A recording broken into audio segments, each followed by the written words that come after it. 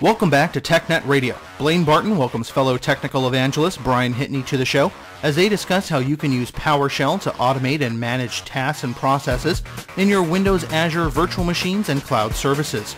Tune in as Brian demos for us a simple scenario where he creates an Azure storage account, ties it into a new service, and deploys it from staging to production, all by using Windows PowerShell. Blain, the mic is yours.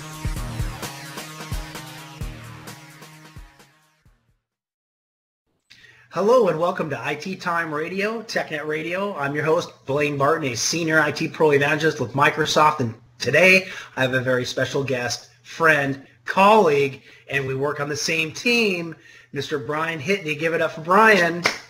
Crowd goes wild. Hey, me. How you doing, buddy? Doing well. I'm doing well. I think you're pushing it with the friend part. We're colleagues, but I don't know if I'd go as far as saying we're friends. Well, let's work on that. Let's count All it right. off so long. So you're a DE, a developer evangelist for the Developer and Platform Evangelism team. We work together on the same team. We're working on Azure, and I thought I'd bring you on the show, talk a little about Azure as a platform, and then we'll talk about PowerShell, and we'll go into some demos, and we'll enlighten our viewers with what we're going to bring to the table with Windows Azure in the next few months. Sound good? Yeah, it sounds great. I mean, you and I have spent a lot of time together recently, right, with all of our Azure launch events. So it's certainly a hot topic right now, and both in the developer and the IT space. So it's pretty exciting stuff.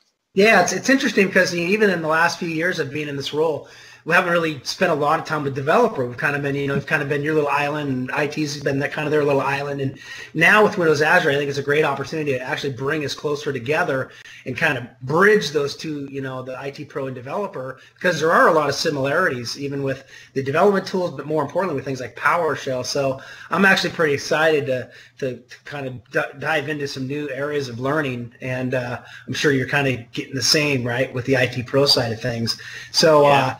Let's kick it off. But the first thing I want to do before I talk about, lay the foundation for Windows Azure discussion, talk about PowerShell, I always ask my guests two very special questions, Brian. The first question is always a good one, and that is, how did you get started with computers? Oh, gosh.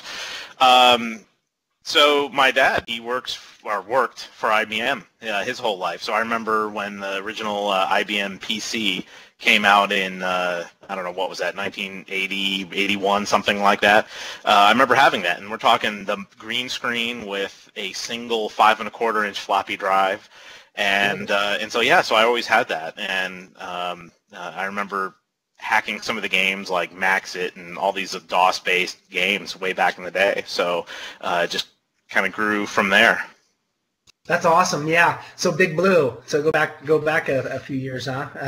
Talking about the first PC, first line of PCs. I too had the opportunity to use A and B floppy back and forth. That's right. Awesome. So how'd you get started with DPE? How'd you come into Microsoft? What's your background? How'd you get started in all this Azure stuff? Yeah. So a good question. Well, I started doing web development a number of years ago, a long time ago, early in my career. To me, web was just the coolest thing, especially e-commerce. I thought that was just awesome. And now, of course, it's ubiquitous, right? I mean, every site, that's just how people do business now. So I started doing that. I worked for a few companies, and eventually found my way out to Seattle. I'm originally from the New York area, but over a course of a number of jobs, started moving west. I was trying to move south, but somehow it just kept moving west, and ended up getting a job on the Windows team in Redmond. So I stayed out there for a couple of years, and then about 5 years ago, we had a great opportunity to finally move south. So I'm in North Carolina now, and that's obviously, I know you're down in Florida, but yeah, so we had that opportunity to move out here and get into the developer evangelism, which was a pretty cool move. I mean, it was a first role that I've had where I wasn't just going to be hands-on, responsible for coding and a product, but rather the evangelism aspect of getting out there and talking about it. So it's a pretty big change, but I love it because I've been out here now for 5-6 years doing it. So it's worked out pretty well. Yeah, so the developer and platform management team is critical to Microsoft's, really the success of our business, right? So once again, welcome. We're going to talk about Azure. Brian, take us through a 30,000-foot level of the day in life of Brian Hitney and Windows Azure, right? But let's bring it kind of top, high level, and then we'll kind of focus it down into more of a narrow focus with PowerShell. Okay, all right. So, well, let's just dive into some slides first, right, to give a little bit of context. What we'll do is we'll start with just the cloud computing basics. You know, we have the infrastructure as a service, the platform as a service, the software as a service. Everyone has probably seen this 100 times, but the exciting thing about Windows Azure is that we now have this concept of infrastructure as a service, and I'm sure that's part of what is really bridging our two worlds here, Blaine, right, is that the fact that we can now really take virtual machines that is something you guys have always worked with the IT folks inside their own data centers, right, virtual machines, and now we can put those up in Windows Azure. So it's really bridging the two spaces really well.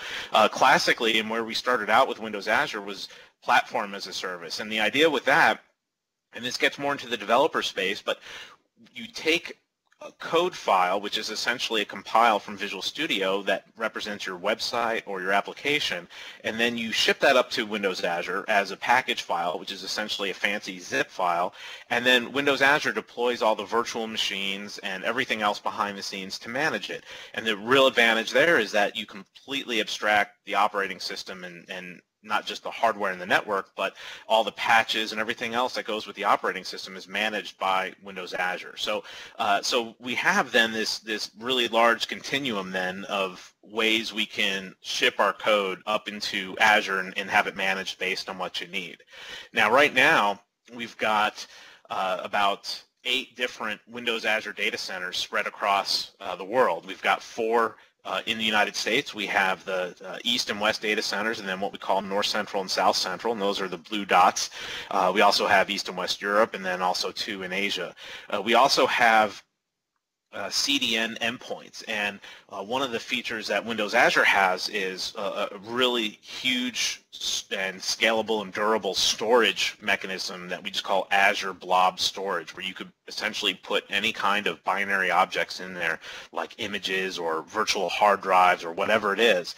And we can then, if you're looking to spread those assets out, for example, if it's part of a website and you have images or JS files, you can put those inside the Blob Storage CDN or Content Delivery Network, and then those can get edge cached around the world, and those locations are the green circles.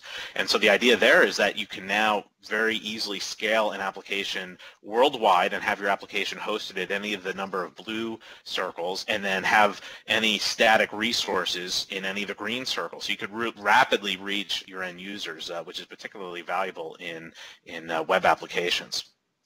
And so now that we've got these virtual machines, it really gives you complete control over your entire virtual machine. So whether you're building up a VM completely on premises where you've got very specific installation and everything else that goes with it, or if you are looking to not get so involved with building a virtual machine, you just want us to run a website, that's what we have the cloud services for, and then also a new thing that we call Windows Azure Websites. But with the PowerShell, we're going to focus mostly on the cloud service and virtual machine aspect, because it's all about managing those things. Okay, so let's, what we'll do is we'll dive into some PowerShell script, and I'll show you the portal, and then we'll also look at some PowerShell examples of some of the things we could do.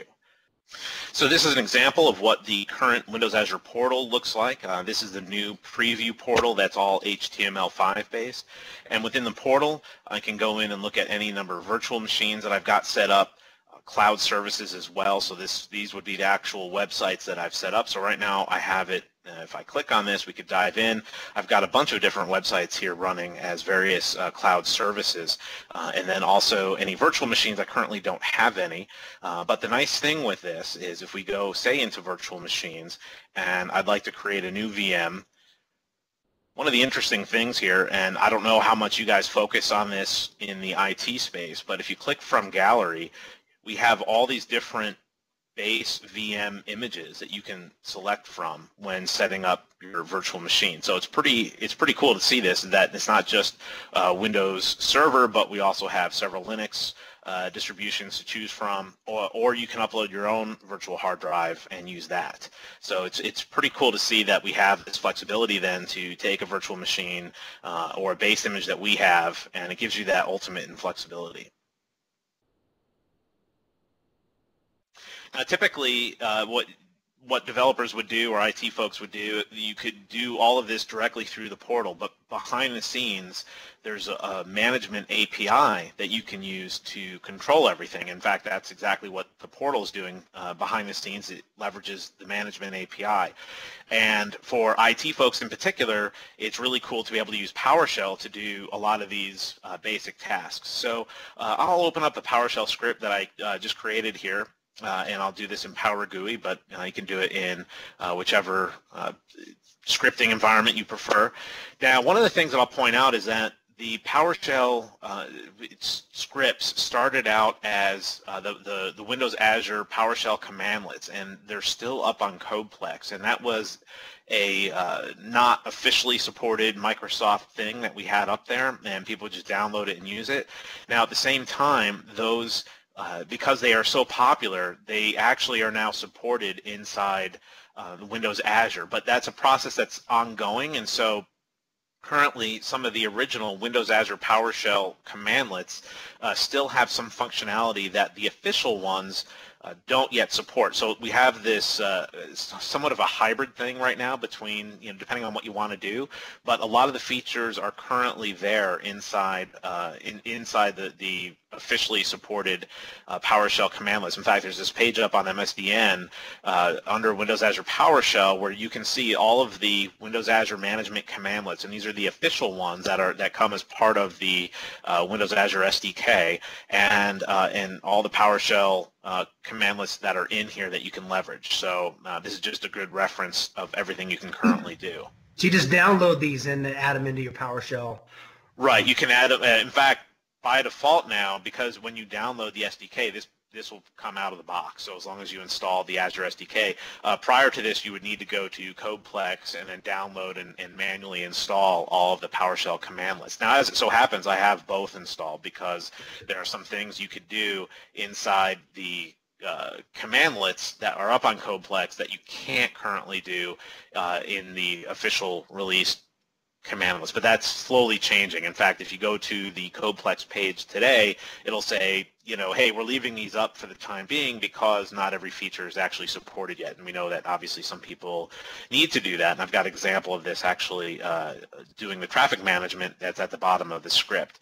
So in this situation, let's just say that I want to set up a couple of different services. And what I've done here is I've just created two services, or I'm going to define two services inside my PowerShell window here as variables, and we'll just call them B Hitney PowerShell NC, and then the other one WE, and the NC is for North Central, and then the WE is for West Europe. So let's set up two services then, one in each location.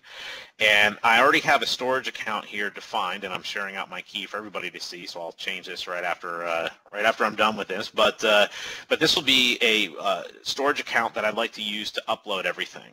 Now, because of the way Windows Azure Management works, is that you need a certificate in order to interact with the Management API. It doesn't use usernames and passwords. That's what you would use to get into the portal. But to interact with everything, you need a certificate. And so this is where you can do one of two things. You could either create yourself a self-signed certificate and then upload it to the Windows Azure portal, or if you're in a more fancy, properly set up, IT infrastructure, you might get issued a management certificate from your IT admin. But either way, I've got my Windows Azure subscription ID, which you would get from the portal or from your IT admin, and then I've got the thumbprint of the certificate that I'd like to use that I've already installed on my machine.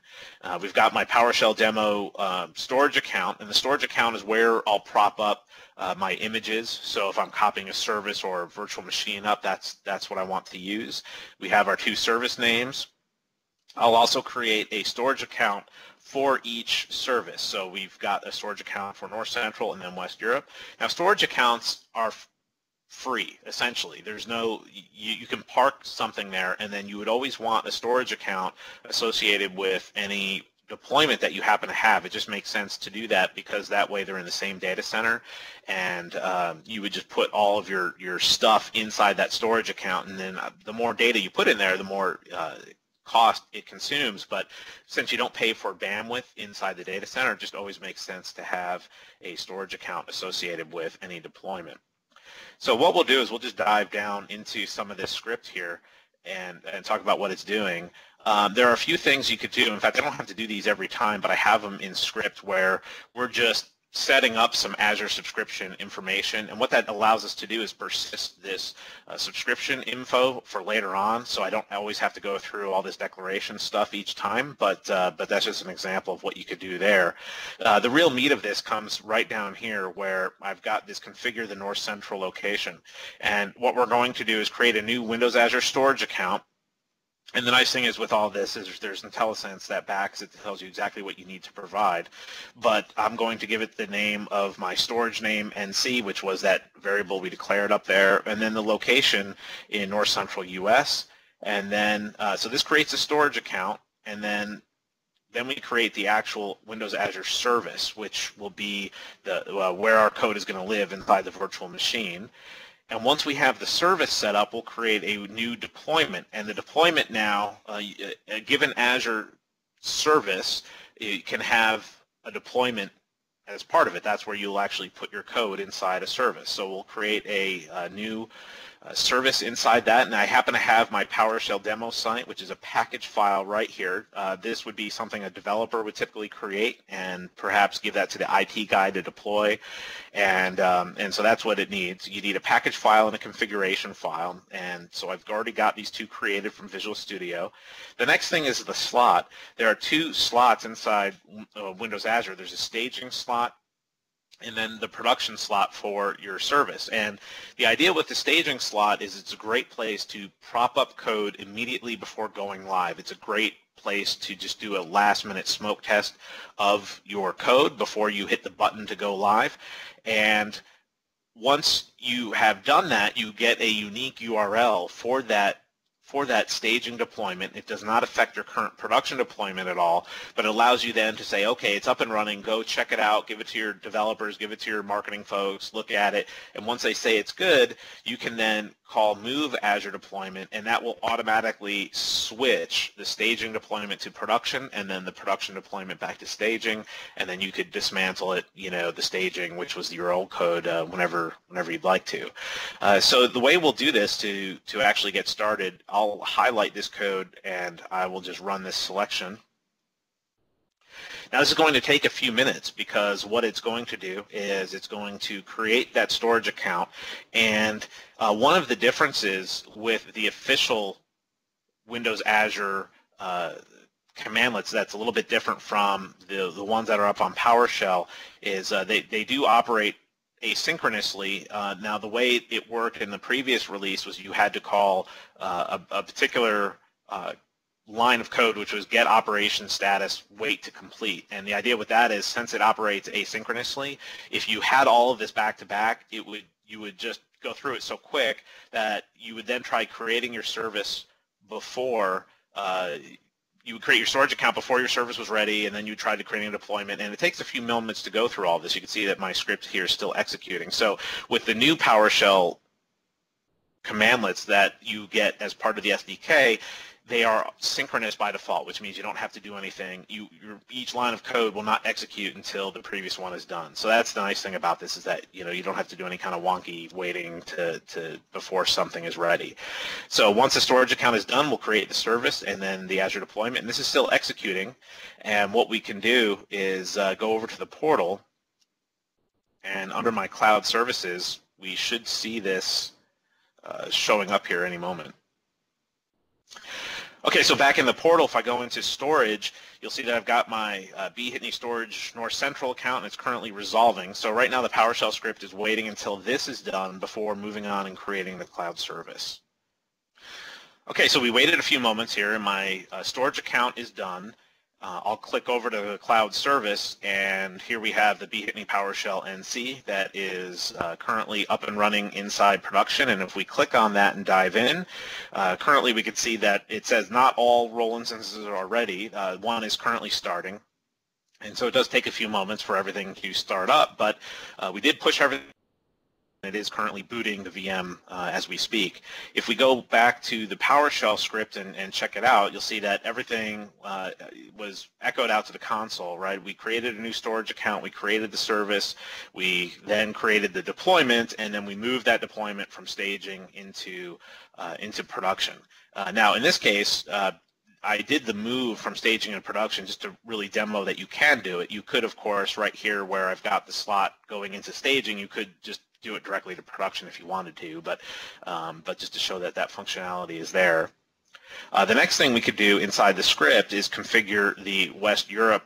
Let's remove my comment there, but we could configure our West Europe deployment, and this is really the same thing. We're deploying the exact same code up there, but the idea with this is it's going to let us then run our website in the West Europe data center and then also in the North Central data center. Now, if I keep scrolling down, in fact, just for time purposes, we won't bother going through that individual block of code or at least running it.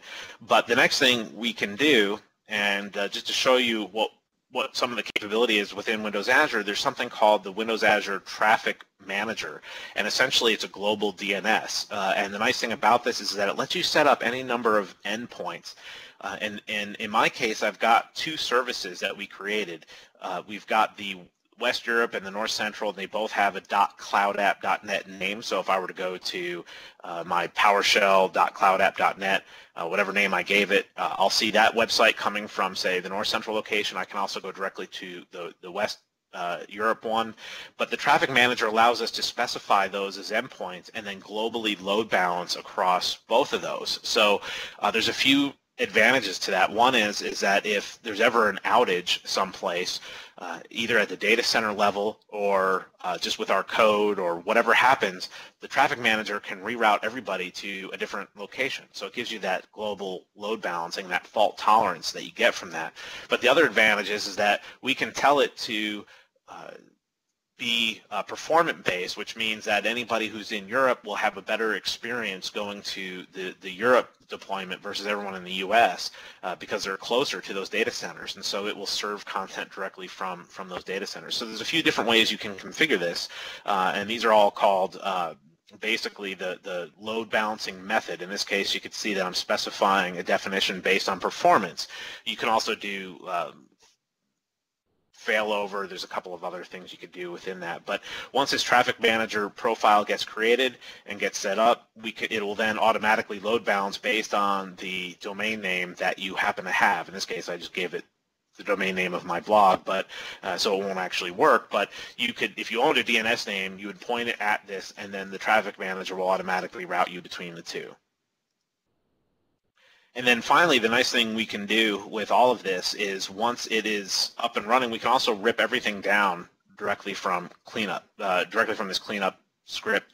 So if we have our deployment name, in this case for the West Europe one, and then also from North Central, I can come in and select this and run that, and this will automatically, in this case I have it, it's going to prompt me for this, but I'll just say yes, or we can automate that just to automatically do it. But now it'll automatically go in and rip down my deployment, and so if we go back to this page and we look at all of our cloud services, we'll see that this will get ripped down once the website refreshes. That's great. It's great. Great demo. Let's go up to the scripting center. If you want to try this out, folks, you go to http://ms/try Azure, get your 90-day subscription, check it out, fire up a VM, go through and set up, going through the image gallery. So this is great, Brian. What else you want to leave them with?